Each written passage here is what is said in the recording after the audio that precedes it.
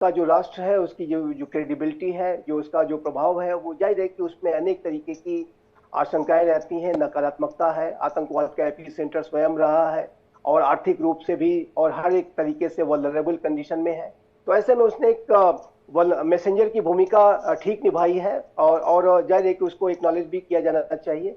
लेकिन उससे ज्यादा मैं उसकी भूमिका नहीं देखता। और ये जो सीज फायर हुआ है वो आगे भी सस्टेन करे, होल्ड करे, उसके लिए वैश्विक जो विश्व के बड़े नेता हैं, कीर स्टारमर जैसे ब्रिटिश प्राइम मिनिस्टर, चाइना की जो भूमिका है, भारत की भी भूमिका उसमें महत्वपूर्ण हो सकती है।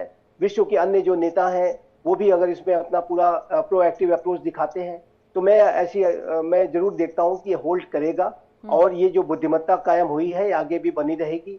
और ये जो सिचुएशन है वो जाहिर है कि एक वैश्विक चुनौती के तौर पर भी आया है। इसी वजह से ये जो जी। आप तस्वीरें दिखा रहे हैं ये हर्षित करने वाली तस्वीरें हैं कि जो विश्व के जो नेता हैं, और सऊदी अरबिया की मैं फिर से बहुत तारीफ करूंगा कि उनके ऊपर इतने हमले हुए उसके बावजूद भी संयम जो दिखाया है उन्होंने, वो अपने आप में रिमार्केबल है, रेयर है। बिल्कुल, तो क्योंकि ये कहीं ना कहीं और खामियाजा भी सर उनको उठाना पड़ रहा है ना, किस तरीके से बड़ा नुकसान हुआ है। गीतू के पास एक और अपडेट आ रही है, Geetu please over to you.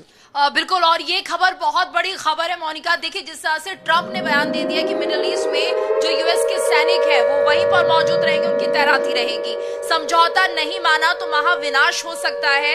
Iran से युद्ध पर ट्रंप का ये बड़ा बयान सामने आया कि मिडिल ईस्ट में यूएस सैनिकों की तैनाती जारी रहेगी। समझौता अगर नहीं माना तो महाविनाश हो सकता है। अतिरिक्त हथियार और गोला बारूद भी यहाँ पर इकट्ठे कर लिए गए हैं, तो अगली जीत के लिए पूरी तरह से तैयार है, ट्रंप कह रहे हैं। यानी सीज फायर की बात हो रही है और इस बीच ये बड़ा बयान है ट्रंप का कि मिडिल ईस्ट में यूएस सैनिकों की तैनाती जारी रहेगी, वहां से यूएस सैनिकों को हटाया नहीं जाएगा।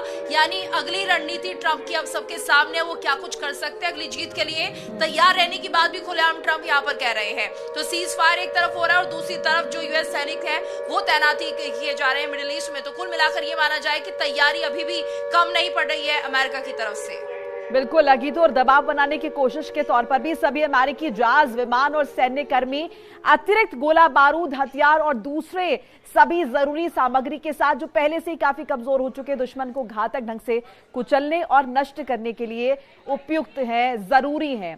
ईरान और उसके आसपास तब तक तैनात रहेंगे जब तक कि वास्तविक समझौते का पूरी तरह से पालन नहीं हो जाता। अगर किसी भी वजह से ऐसा नहीं होता है, जिसकी संभावना कम है, तो गोलीबारी शुरू हो जाएगी, संघर्ष शुरू हो जाएगा और मुमकिन है कि ये पहले से ज्यादा तीव्र हो, कहीं ज्यादा बड़ा हो, बेहतर हो, शक्तिशाली हो। बहुत पहले ये तय हो गया था और तमाम झूठे दावों के बावजूद कोई परमाणु हथियार नहीं होंगे और होर्मुज खुला और सुरक्षित रहेगा।